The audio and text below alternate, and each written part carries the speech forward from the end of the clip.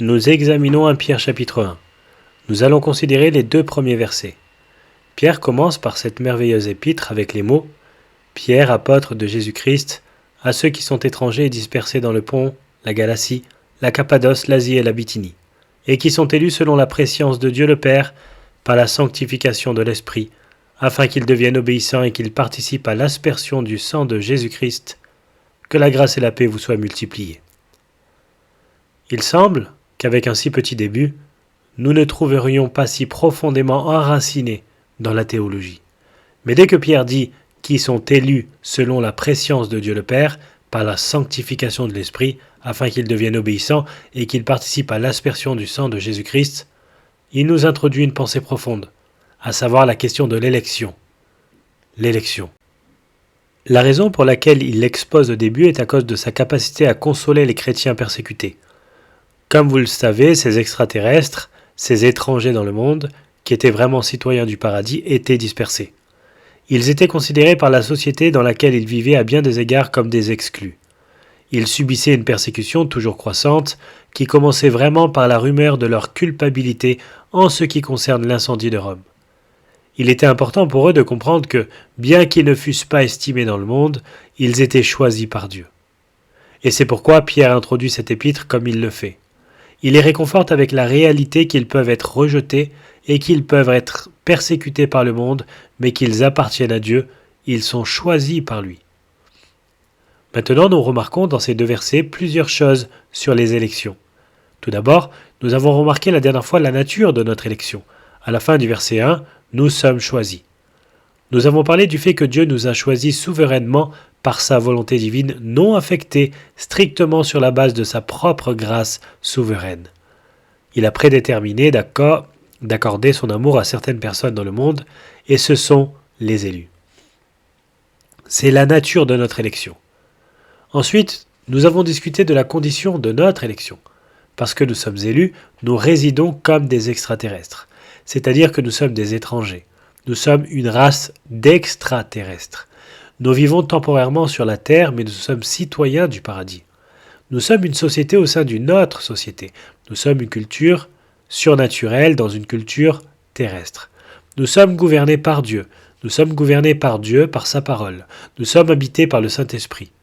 Nous avons des convictions, des croyances, des idées, des éthiques, des habitudes, des émotions, des normes de vie, des principes et des pensées, des aspirations et des plaisirs qui sont totalement étrangers au monde. Nous n'en faisons pas partie. Nous sommes complètement distincts. Nous n'aimons pas le monde. Jean nous le dit dans 1 Jean. Nous ne sommes pas préoccupés par le monde, dit Jacques, afin que nous puissions être appelés amis du monde. Nous sommes des ennemis du monde. Nous sommes des extraterrestres du monde par notre condition, parce que nous sommes les élus. En fait, nous ne sommes pas choisis pour exister tout simplement en tant que personnes différentes. Nous sommes choisis pour témoigner dans ce monde où nous sommes considérés comme étrangers. Et nous sommes témoins non seulement parce que nous disons, mais nous sommes témoins parce que nous sommes. La plateforme pour ce que nous disons est ce que nous sommes. Nous sommes des ambassadeurs de Christ, dit Paul, dans le chapitre 5 de 2 Corinthiens. Nous nous sommes engagés dans le ministère de la réconciliation, c'est-à-dire qu'il faut dire aux hommes qu'ils peuvent être réconciliés avec Dieu par le Christ. Nous sommes envoyés dans le monde en tant que témoins. Jésus a dit « Vous êtes mes témoins à Jérusalem, en Judée, en Samarie et jusqu'aux extrémités de la terre. » Donc nous sommes ici, dans cette société étrangère, au sein d'une société, cette culture surnaturelle au sein d'une culture. Nous sommes ce groupe de personnes dépossédées qui vivent selon une norme totalement distincte. Nous ne pouvons pas être amis du monde. Nous n'aimons pas le monde.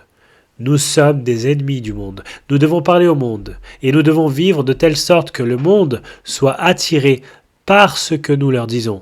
C'est un défi. Il n'est pas facile d'être un témoin efficace. Dans un sens, nous avons tendance à nous regrouper dans notre propre petite société, n'est-ce pas ? Et vous pouvez imaginer que dans un environnement de persécution comme celui dans lequel vivaient les lecteurs de cette grande épître, la tendance était de se réunir de plus en plus en petits groupes pour la protection, le soutien, l'amour, la communion fraternelle avec la protection de la communauté en premier. Et ainsi, Pierre, bien sûr, à travers cette épître, rappellera aux croyants persécutés qu'ils ne doivent pas rester entre eux parce que c'était la tendance. Nous nous aimons beaucoup. Nous avons tellement de choses en commun les uns avec les autres. L'une des grandes menaces pour le christianisme est que plus vous êtes chrétien, moins vous partagez votre vie avec les personnes incrédules. Nous sommes tellement enveloppés dans notre culture chrétienne, dans notre société chrétienne. Alexandre McLaren a déclaré « La semence dans un panier n'est pas au bon endroit, mais semée sur le terrain, elle portera du fruit dans un mois ou deux. » Nous devons résister à la tentation en raison de notre tentation de vouloir rester entre nous, de sorte que nous devenions une société de personnes heureuses de se fréquenter plutôt que d'évangéliser un monde perdu. Dieu a aidé un peu le processus. Chaque fois qu'il vient contre l'Église pour persécuter et disperser les croyants, en commençant par acte 8, l'Église grandit. Chaque fois que la graine est vidée du panier et jetée sur le champ, le blé pousse. Nous devons donc nous rappeler, même si nous pensons à notre condition en tant qu'extraterrestres, que nous ne sommes pas là pour vivre entre nous, mais pour atteindre le monde. Vous voyez, c'est pourquoi nous ne nous enfermons pas dans des monastères. C'est pourquoi nous ne nous cachons pas dans des grottes quelque part. C'est pourquoi nous ne vivons pas dans des tours d'ivoire éducatives toute notre vie. Nous devons être dispersés. Nous sommes des ambassadeurs étrangers pour le Christ. Nous devons prêcher le message rédempteur dans le monde et résister à l'attraction constante de vivre entre nous.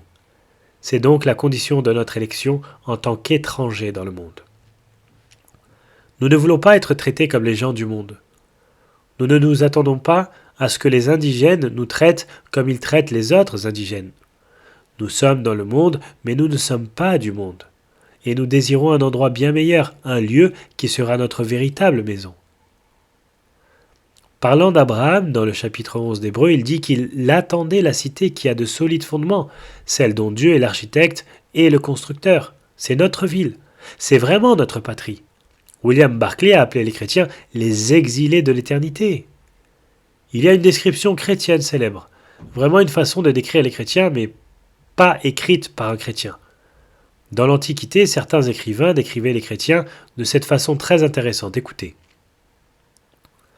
Les chrétiens ne sont pas exclus du reste de l'humanité par leur pays, ni par leur discours, ni par leurs coutumes. Ils habitent dans les villes à la fois grecques et barbares selon le hasard de la vie. Ils suivent les coutumes de la région par rapport aux vêtements, en ce qui concerne les aliments et les choses extérieures de la vie en général. Pourtant, ils manifestent le caractère merveilleux et ouvertement paradoxal de leur état intérieur. Ils habitent les terres de leur naissance, mais en tant que résidents temporels de celles-ci, ils prennent leur part de toutes les responsabilités en tant que citoyens et endurent tous les inconvénients en tant qu'étrangers. Toutes les terres étrangères sont leur pays natal, et chaque terre natale est une terre étrangère. Ils passent leurs jours sur la terre, mais leur citoyenneté est au paradis. Et c'est tout, c'est nous, c'est précisément juste. Je me souviens que j'ai grandi en tant que petit garçon en chantant dans des groupes de jeunes. Ce monde n'est pas chez moi. Je suis juste de passage. Mon trésor est quelque part au-dessus des nuages. Donc c'est la condition de notre élection. Troisièmement, nous devons parler de la source de notre élection, et cela nous amène vers une réflexion très importante. Verset 2. Voici la source de notre élection. Maintenant, nous savons que nous avons été choisis par Dieu, et donc nous sommes entrés dans une famille qui nous rend étrangères dans ce monde. La source vient du choix de Dieu, dit-il, dans le verset 2. Elle est selon la prescience de Dieu le Père. C'est par sa prescience qu'il nous a choisis. Maintenant, nous avons déjà appris que Dieu le Père est celui qui choisit. C'est Dieu le Père qui nous a fait choisir. Et si je dois vous rappeler ce sujet brièvement, je voudrais simplement attirer votre attention sur Romains 11, verset 5. De même aussi dans le temps présent, il y a un reste selon l'élection de la grâce. Et Éphésiens chapitre 1 dit « Béni soit Dieu le Père de notre Seigneur Jésus-Christ ». Verset 4 « En lui, Dieu nous a élus. Il nous a choisis. C'est donc Dieu qui nous a choisis pour être sauvés. Il a fait le choix. Et en passant, Dieu le fait indépendamment de toute personne. Il le fait indépendamment, êtes-vous prêts pour cela? Des circonstances. Maintenant, vous devez comprendre cela. Il n'y a personne qui influence la volonté de Dieu pour l'aider à choisir. Il n'y a aucune circonstance qui en aucune façon précipite le choix de Dieu. Dans Daniel chapitre 4 verset 35, nous lisons « Tous les habitants de la terre ne sont à ses yeux que néant. Il agit comme il lui plaît avec l'armée des cieux et avec les habitants de la terre, et il n'y a personne qui résiste à sa main et qui lui dise « Que fais-tu » Personne ne peut l'interroger. Personne n'est impliqué dans le processus. Dieu a distingué certains par son esprit, tant parmi les anges, les saints et les anges élus, comme ils sont appelés dans 1 Timothée. Chapitre 5, verset 21. Et parmi les hommes. Il les choisit pour la vie éternelle et la bénédiction. Avant de les créer, il a décidé de leur destinée. Je pourrais le dire de cette façon. Le peuple choisi est composé de personnes choisies. Le peuple choisi est composé de personnes choisies. Mais quelle était la source du choix de Dieu? Verset 2. Suivez avec moi maintenant. Selon la prescience de Dieu. Maintenant, certaines personnes disent, vous voyez, c'est ça. Nous sommes choisis parce que Dieu savait déjà ce que nous ferions. Avez-vous déjà entendu cela? C'est l'explication traditionnelle la plus commune de l'élection. Ils disent, eh bien voyez, la prescience signifie prévoyance, ou cela signifie, et j'ai entendu cela expliquer plusieurs fois, Dieu a regardé les années de l'histoire et a vu par son omniscience future ce que vous feriez et ce que je ferai, et quand il a vu que nous allions croire, il nous a choisis, et quand il a vu que nous n'allions pas croire, il ne nous a pas choisis. Certaines personnes pensent que c'est ce que cela signifie, que Dieu, dans son omniscience, savait ce que vous feriez, savait ce que tout le monde ferait, de manière surnaturelle. Il a observé l'histoire avant son écriture et, suite à son observation, il a élu ceux qui, selon son présage, croiraient. Les hommes aiment cette doctrine.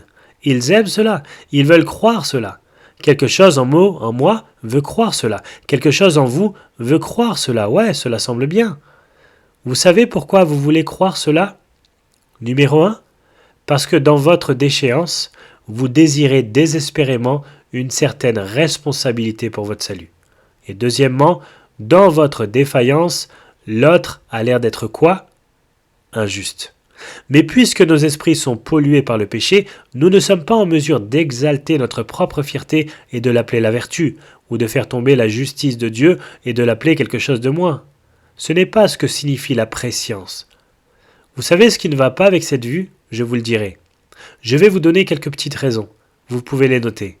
La première chose, si vous deviez traduire l'idée ici, la prescience comme savoir avant, et supposons que Dieu a simplement regardé l'histoire, vu ce que vous feriez et l'a écrit parce qu'il a vu que vous alliez le faire, la première chose qu'il fait, c'est rendre l'homme souverain, n'est-ce pas? Nous sommes souverains. Nous le faisons et Dieu dit, je vois, je vais l'écrire. Il allait faire cela. Alors l'homme est souverain. Maintenant, vous allez avoir un problème avec cela dans Jean 15, verset 16, où Jésus a dit « Ce n'est pas vous qui m'avez choisi, mais moi je vous ai choisi. » Maintenant, qui est souverain? L'homme est-il souverain? Êtes-vous souverain? Et je suis souverain, et tout le monde est souverain? Tout le monde peut choisir ce qu'il veut, et Dieu est juste, là-haut, essayant d'organiser tout cela en ligne, en mettant le bon gars du bon côté de la page des Écritures? Non. Voyez, si vous croyez cela, vous devez être l'homme souverain. Deuxièmement, cette vue donne également à l'homme le crédit pour son salut d'une certaine manière et lui permet de partager la gloire. Et comme je l'ai dit, l'homme aime cela.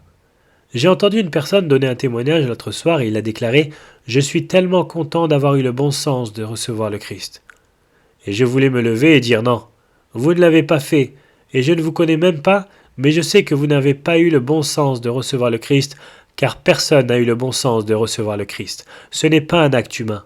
Je suis tellement content d'avoir eu le bon sens de donner ma vie à Christ. Non, vous ne l'avez pas fait, mais nous voulons un peu de cette gloire. Dieu nous a choisis, 1 Corinthiens 1, verset 29, dit qu'aucun homme ne doit se vanter devant Dieu, afin que nulle chair ne se glorifie devant Dieu.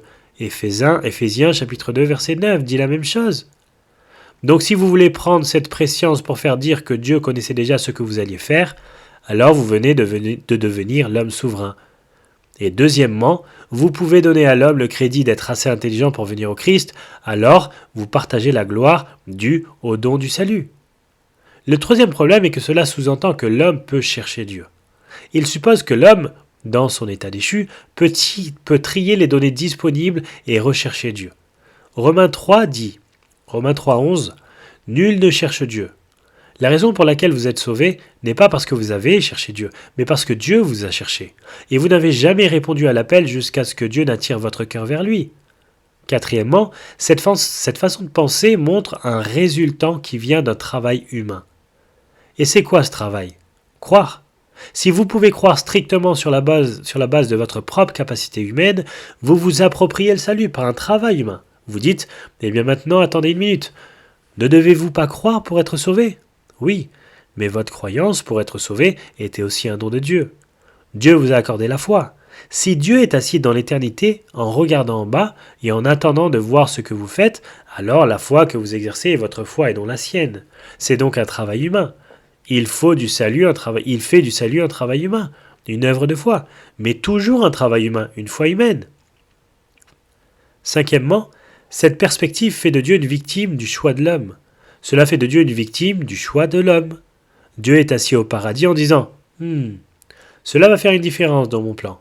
Si cet homme avait répondu que oui, j'aurais pu faire cela, et j'aurais pu travailler cela, mais maintenant ça ne va pas aller. C'est en fait une vision blasphématoire de Dieu. Dieu fait toutes choses par le conseil de sa propre volonté. Dieu fait tout pour son bon plaisir. Dieu n'est jamais en aucune façon frustré par quelque chose, jamais. C'est essentiel pour nous de comprendre cela. Ésaïe 46, verset 9. Souvenez-vous de ce qui s'est passé dès les temps anciens. Car je suis Dieu, et il n'y en a point d'autre. Je suis Dieu, et nul n'est semblable à moi. J'annonce dès le commencement ce qui doit arriver, et longtemps d'avance ce qui n'est pas encore accompli. Écoutez ceci. Je dis, mes arrêts subsisteront, et j'exécuterai toute ma volonté. Dieu n'est pas une victime. Maintenant, si vous considérez que Dieu regarde simplement sur le chemin et voit qui va croire, vous avez rendu l'homme souverain.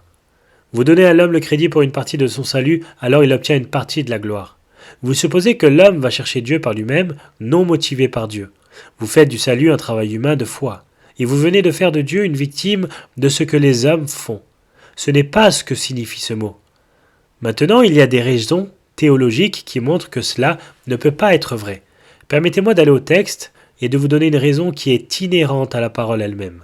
Le mot ici, notez s'il vous plaît, préscience, est le mot prognosis. Avez-vous entendu ce mot? Pronostic? C'est un mot très important. Pierre l'utilise également une fois de plus dans ce même chapitre. S'il vous plaît, remarquez-le, verset 20. Le verset 19 se termine par le mot Christ. Puis il dit de Christ, prédestiné avant la fondation du monde. C'est le même mot. Une sorte de proginosko, le même mot. Cela signifie-t-il une prévoyance? Cela signifie-t-il que Dieu était dans le ciel en regardant en bas pour dire « Oh, je vois ce que Christ va faire. Oh, je vois, j'ai compris. » Est-ce Dieu?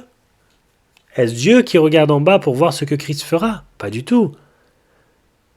Bien que ce prognosis signifie au verset 2, il signifie la même chose au verset 20. Pierre ne va certainement pas essayer de nous confondre. Et si le Christ a été connu avant la fondation du monde, et j'ai été connu avant la fondation du monde, alors j'ai été connu de la même manière que le Christ a été connu, n'est-ce pas? Comment comprendre cela? Regardez Actes, chapitre 2, Actes 2, 23. Parle de Christ et Pierre prêche. Il aime ce mot. C'est Pierre le jour de la Pentecôte. On parle de Jésus de Nazareth et il dit dans Actes 2, 23, « Cet homme livré, écoutez ceci, selon le dessein arrêté. » Et quoi? Selon la prescience de Dieu, vous l'avez crucifié, vous l'avez fait mourir par la main des impies. Maintenant, attendez une minute. Christ a été délivré pour mourir selon le plan prédéterminé et la prescience de Dieu. Bien-aimés, vous l'avez compris? La connaissance préalable est liée au plan prédéterminé. Le savoir-faire est un choix délibéré. C'est une relation prédéterminée dans la connaissance de Dieu. Cela ne signifie pas qu'il a observé avant, cela signifie qu'il a planifié avant. C'est savoir, non pas dans le sens de l'observation, mais c'est savoir dans le sens de rendre réel quelque chose. Par exemple, permettez-moi de vous donner quelques illustrations afin de ne pas être confondu. Jérémie, chapitre 1, verset 5, Dieu dit à Jérémie, « Avant que je t'eusse formé dans le ventre de ta mère, quoi? Je te connaissais. » C'est cette manière de connaître. Que voulez-vous dire?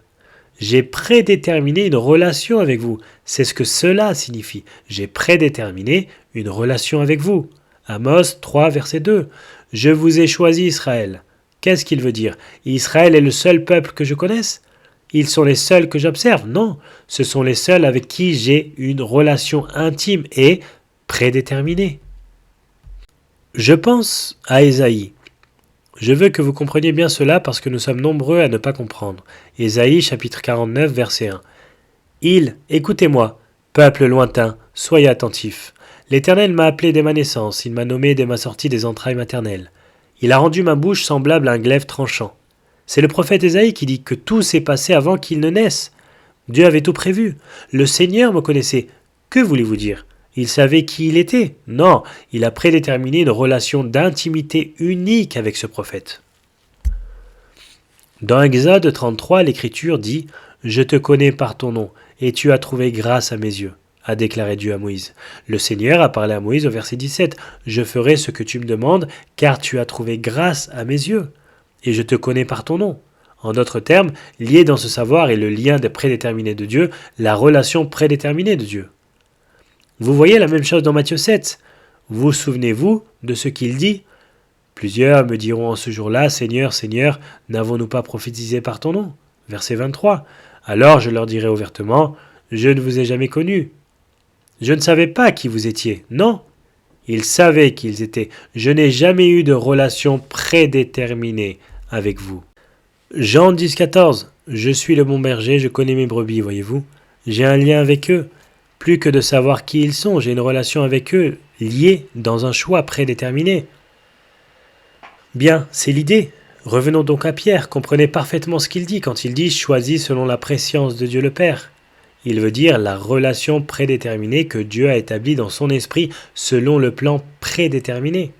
C'est exactement ce qu'il veut dire. La source du choix souverain est donc l'acte déterminé de Dieu d'établir une relation avec nous. Tout cela faisait partie de son plan. Ce n'est pas Dieu qui regarde dans l'histoire et dit « je vais devoir réagir à ce qu'ils font ».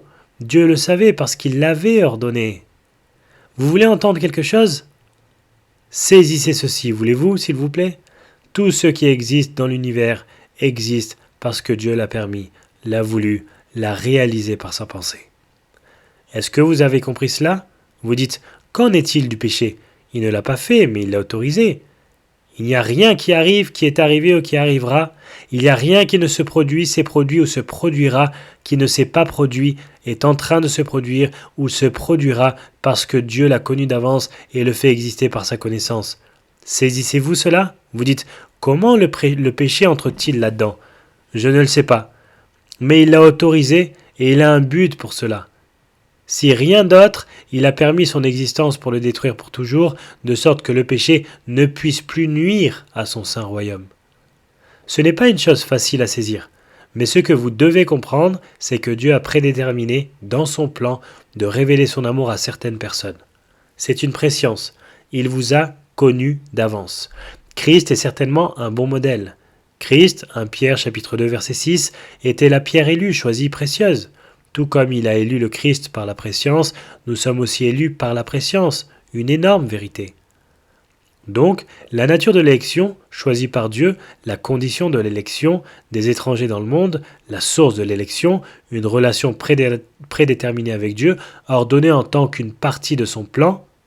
Quatrièmement, en considérant les élections, il y a beaucoup d'autres choses à dire, mais allons à la quatrième pensée, la sphère de notre élection, la sphère de notre élection. Verset 2, c'est tellement merveilleux. Maintenant, notez ceci. Par la sanctification de l'esprit. Maintenant, écoutez, s'il vous plaît. Être élu et être sauvé sont deux choses différentes. Comprenez-vous cela? Deux choses différentes. Êtes-vous prêts pour cela? Vous pouvez être élu et ne pas être sauvé. Que veux-tu dire par là? Nous étions tous élus et non sauvés pendant un moment, n'est-ce pas? Ce n'est pas dire « Eh bien, je suis élu, je suppose que je n'ai pas besoin d'être sauvé ». Non, la sphère dans laquelle l'élection passe d'un plan à une réalité, c'est le salut. La réalité de l'élection vient aux élus par l'œuvre sanctifiante de l'Esprit. C'est ainsi que le décret divin et éternel devient un fait dans l'histoire. Depuis combien de temps les élus ont-ils été élus? Vous vous souvenez, depuis combien de temps avez-vous été élus? Depuis toujours. Combien de temps avez-vous été sauvés? Quelques années. Vous avez été élu bien longtemps avant d'être sauvé. Vous étiez élu lorsque vous étiez en vie mais perdu. Il y a une différence. L'élection, le plan de Dieu, devient la réalité dans la vie des élus dans la sphère de l'œuvre sanctifiante du Saint-Esprit. C'est une pensée merveilleuse car ici vous avez le terme « sanctifiant » utilisé pour décrire l'ensemble de ce que les théologiens appellent le travail salvifique, l'œuvre du salut. Et je crois que ce que Pierre a à l'esprit par l'œuvre sanctifiante de l'esprit est la nouvelle naissance. Le salut, la régénération, la foi, la repentance, tout ce que l'esprit produit. Cette œuvre sanctifiante, adiasmos, du mot qui nous donne le terme saint, signifie être séparé, divisé, sanctifié, consacré, saint. Et le génitif subjectif semble indiquer que l'Esprit produit cette sanctification. L'Esprit vient, vous rend saint, ce qui signifie que vous vous séparez du monde, vous distingue, vous salue, vous consacre à Dieu dans l'œuvre du salut. Vous avez été élus et moi aussi, depuis toute éternité. Mais nous tous, à un moment donné, faisons partie de la masse de l'humanité non rachetée. Nous nous débrouillons dans ces conditions non rachetées jusqu'à ce que le Saint-Esprit vienne nous séparer, nous sauver. Sanctifier signifie se séparer. Et il peut se référer au salut et à tout ce qui en résulte. Le Saint-Esprit fait ce travail merveilleux. 1 Pierre 2, verset 9, regardez-le un instant. Vous, au contraire, vous êtes une race élue, un sacerdoce royal, une nation sainte, un peuple acquis, afin que vous annonciez les vertus de celui qui, voilà votre œuvre sanctifiante, vous a appelé des, quoi? Ténèbres à, quoi? Son admirable lumière. C'est votre mise à part, c'est votre consécration, c'est votre sainteté. Et puis verset 10, vous qui autrefois n'étiez pas un peuple, même si vous étiez élus et qui maintenant êtes le peuple de Dieu. À un moment impliqué, vous qui n'aviez pas obtenu miséricorde et qui maintenant vous avez obtenu miséricorde. Et il dit, vous avez été choisis depuis le début, mais vous n'avez été sauvés que depuis que l'œuvre sanctifiante de l'Esprit a eu lieu, quand il vous a séparés du péché contre Dieu, vous a éloigné des ténèbres jusqu'à la lumière, vous a éloigné de l'incrédulité à la foi, vous a écarté de l'amour, de l'iniquité à la repentance. C'est toute l'œuvre sanctifiante de l'Esprit. Acte 15, verset 7, écoutez cela. Une grande discussion s'était engagée, Pierre se leva et leur dit « Hommes, frères, vous savez que dès longtemps Dieu a fait un choix parmi vous, afin que par ma bouche les païens entendissent la parole de l'Évangile et qu'ils crussent. Dieu a fait un choix. Il a choisi Pierre pour prêcher. Et Dieu qui connaît les cœurs leur a rendu témoignage. Ce sont les païens. En leur donnant le Saint-Esprit comme à nous, il n'a fait aucune différence entre nous et eux, ayant purifié leur cœur par la foi. » Qui a fait cela? Le Saint-Esprit. Ils ont purifié leur cœur par la foi. Dieu envoie son Saint-Esprit. C'est pourquoi la Bible dit « Vous devez naître de l'Esprit, né de l'Esprit ». C'est l'Esprit qui vient et nous distingue du péché et de l'incrédulité jusqu'à la foi et la sainteté. Nous sommes nés de l'Esprit, c'est l'œuvre de l'Esprit. Dans Tite, vous vous souvenez de cela? Nous allons souvent à ce verset parce que c'est un énorme verset. Écoutez, il nous a sauvés, Tite 3, verset 5. Non à cause des œuvres de justice que nous aurions faites. Il n'a pas regardé l'histoire pour dire « Oh, c'est ce qu'ils allaient faire, alors je ferai telle chose ». Non, il nous a sauvés sans considérer ce que nous avons fait, mais selon sa miséricorde. Et voici comment il nous a sauvés, par le baptême de la régénération et le renouvellement du Saint-Esprit. Dieu a planifié le salut. Christ a acheté le salut. L'Esprit Saint applique le salut. Il fait le travail de la régénération. 1 Thessaloniciens chapitre 1 verset 4, il dit « Nous savons, frères bien-aimés de Dieu, que vous avez été élus. Je sais que Dieu vous a choisis. » Notre évangile n'a pas été prêché en parole seulement, mais avec puissance, avec l'Esprit Saint. Comment savez-vous que nous sommes élus? Parce que nous avons vu l'Esprit venir avec pouvoir et changer votre vie. C'est la seule façon de savoir. C'est alors que l'élection devient réalité. Dans 2 Thessaloniciens, chapitre 2, retour à ce verset, nous l'avons regardé la dernière fois, il dit « Maintenant, écoutez ceci, parce que Dieu vous a choisi dès le commencement pour le salut. » Comment?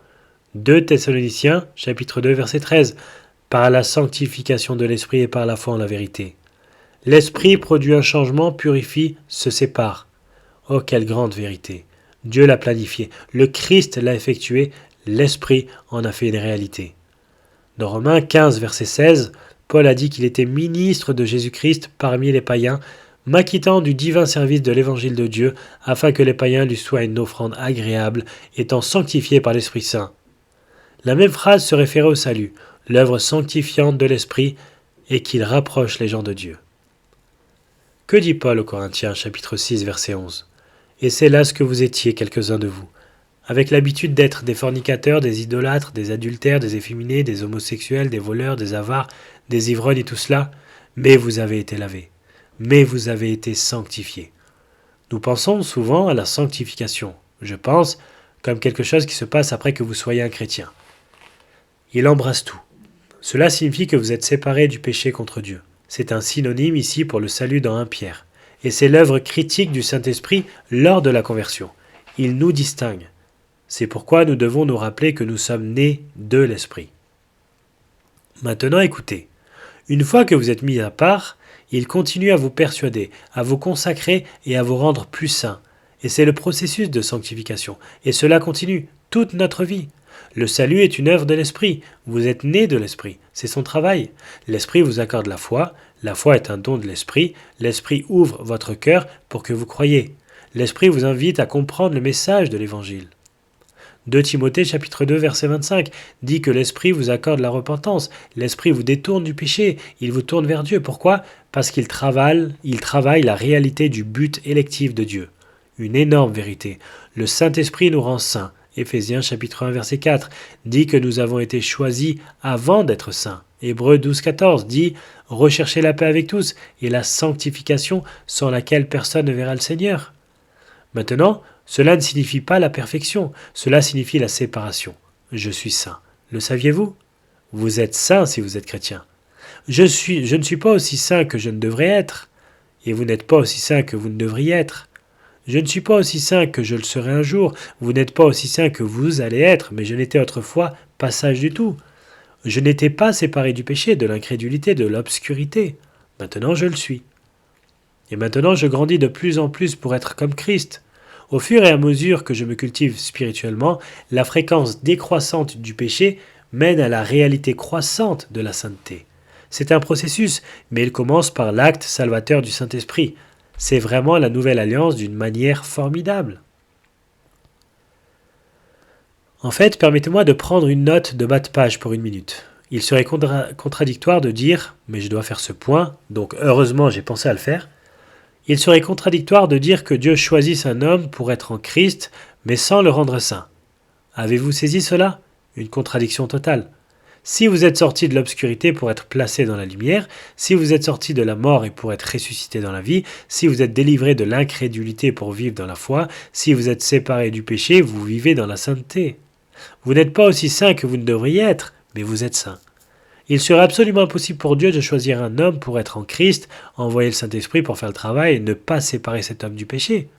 Pour le dire simplement, prenez les paroles de Paul dans Romains 6, 22. Mais maintenant, étant affranchi du péché et devenu esclave de Dieu, vous avez pour fruit la sainteté et pour fin la vie éternelle. Bien sûr, bien sûr. Alors quelqu'un dit « Eh bien, je suis chrétien, mais il n'y a jamais eu de changement dans ma vie. » Attendez une minute. Qu'est-ce que cela veut dire ? Si le Saint-Esprit vous a séparé de l'incrédulité à la foi, il vous a séparé de l'amour du péché pour haïr le péché. S'il vous a séparé de la mort à la vie et des ténèbres à la lumière, vous êtes saint, et cela apparaîtra dans votre façon de vivre. Si vous ne comprenez pas cela, un malentendu diabolique de l'Évangile a été créé. Vous ne pouvez pas me dire qu'il y a des personnes qui ont été sanctifiées par le Saint-Esprit, séparées du péché pour servir Dieu, mais vous ne voyez pas de changement dans leur vie. Attendez une minute, il doit y avoir une différence. Vous étiez esclaves du péché, maintenant vous êtes les serviteurs de la justice. C'est un changement total dans votre nature. Je pensais à Galates 4, verset 6. « Et parce que vous êtes fils, Dieu a envoyé dans nos cœurs l'Esprit de son Fils, lequel crie à Abba Père. » Eh bien, c'est une autre chose que l'Esprit Saint fait. Il vient vivre dans nos cœurs. Pensez-vous que cela fait de vous une nouvelle personne ? Une personne différente ? Bien sûr que oui. Comment peut-on dire qu'une personne peut être sauvée par l'œuvre sanctifiante du Saint-Esprit et, comme certains disent aujourd'hui, ne pas croire, ne pas être séparée ? Il est certainement contraire à ce que l'Écriture enseigne. Alors la sphère de l'élection, c'est quoi ? L'environnement de sa réalisation est le salut. Cela se produit dans le salut. C'est l'œuvre sanctifiante du Saint-Esprit qui rend l'homme impie saint, de Pierre chapitre 1 verset 3. Examinons cela ensemble. La salutation dans cette lettre, verset 2, est similaire. Grâce et paix, et ainsi de suite. Pierre parle de Jésus notre Seigneur, comme sa divine puissance nous a donné, regardez ceci, tout ce qui contribue à la vie et à la piété. Comment l'avons-nous obtenu ? Grâce à sa véritable connaissance. Lorsque vous venez vraiment de connaître le Christ, vous obtenez tout ce qui concerne la vie et la piété. Vous dites, qu'est-ce que c'est ? Le repentir doit en faire partie. Certes, la repentance appartient à la vie spirituelle et à la piété.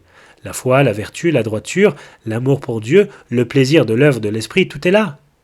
Eh bien, la nature de l'élection, Dieu nous a choisis indépendamment de toute influence extérieure. Vous dites pourquoi ?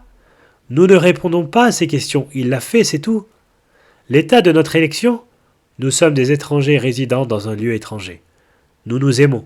Nous vivons dans un niveau de vie tout à fait différent et nous devons résister à la tentation d'être tellement incarnés que nous perdons le but de notre présence ici, qui doit être le sel et la lumière, disperser la graine.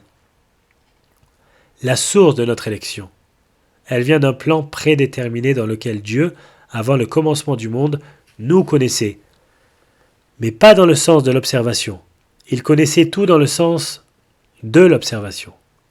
Il nous connaissait dans le sens d'une relation prédéterminée. C'est la source. C'est dans son esprit. Il l'a bien compris. Il l'a connu avant que cela ne se produise. Et quelle est la sphère où l'élection devient réalité? La sphère du salut. Théoriquement, si vous deviez mourir sans jamais embrasser le Christ, vous iriez en enfer, même si théoriquement vous étiez élu. Maintenant, c'est une impossibilité, mais vous comprenez ce que je dis. L'élection est invalide jusqu'à ce qu'elle soit confirmée par le travail sanctifiant de l'Esprit, et c'est la sphère dans laquelle elle se déroule. Je vais vous donner un aperçu. Le numéro 5 est le but de notre élection. Êtes-vous prêt pour cela? Quel est le but de notre élection? C'est tellement simple pourtant. Pour que vous puissiez faire quoi? Obéir à Jésus-Christ. Voilà le but de notre élection. Il vous a sauvé afin que vous puissiez obéir à Jésus-Christ. C'est tellement basique. Ce n'est pas un souhait, c'est un fait. Éphésiens 2, verset 10. Car nous sommes son ouvrage, ayant été créés en Jésus-Christ. Pourquoi? De bonnes œuvres que Dieu a préparées d'avance afin que nous les pratiquions. Ce n'est pas un souhait, c'est un fait. Nous allons parler de l'obéissance et ensuite nous parlerons de ce que cela signifie d'être aspergé de sang. Cette vérité seule est l'une des plus convaincantes que je n'ai jamais trouvée dans le Nouveau Testament. Mais je vais attendre avant d'en parler, car elle doit être mieux développée. Alors nous en parlerons la prochaine fois. Écoutez, ne baissez pas le son. Ne fermez pas votre esprit. La doctrine de l'élection est si pratique. Elle est tellement puissante. Quand je la comprends, elle change littéralement la vie entière. Lorsque vous comprenez que vous êtes élu, les ramifications pratiques de cela changeront votre façon de vivre tous les jours. La doctrine de l'élection se débarrassera de votre orgueil, c'est vrai. Elle traitera la question de l'adoration dans votre cœur. Elle vous donnera de la joie. La doctrine de l'élection vous dira tout ce que vous aimerez savoir sur les avantages et les privilèges spirituels.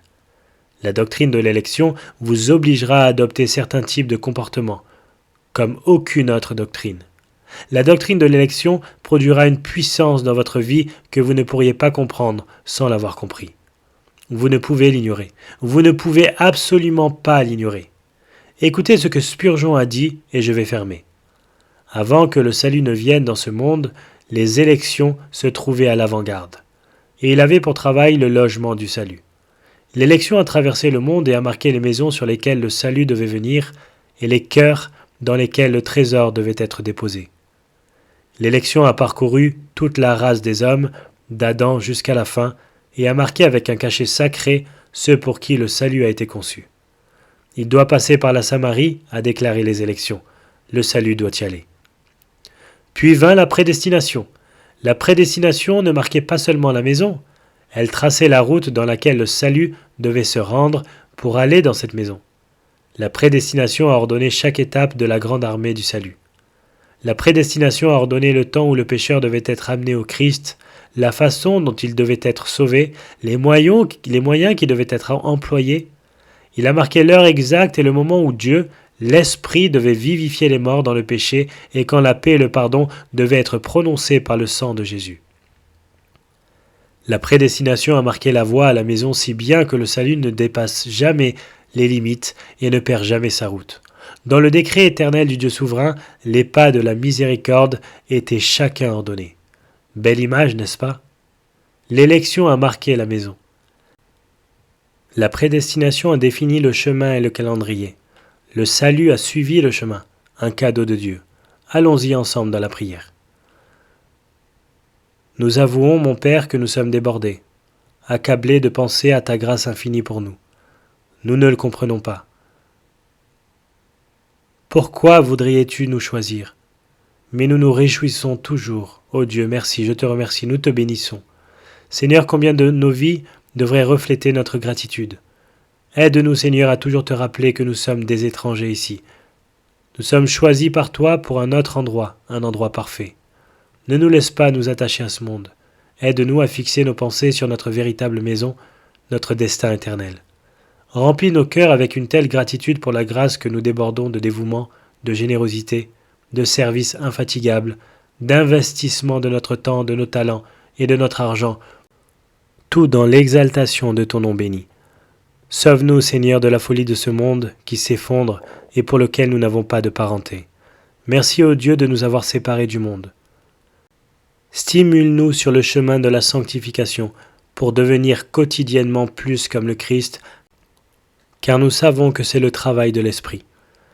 Et Seigneur, nous prierons pour qu'il y ait des personnes dont l'élection puisse devenir réalité, même à cette heure, qui ont été choisis par Dieu et qui sont maintenant les récipients de la miséricorde et de la grâce salvatrice, et qui recevront la repentance et la foi tout en étant séparés du péché. Fais-le, Seigneur, pour ta gloire. Amen.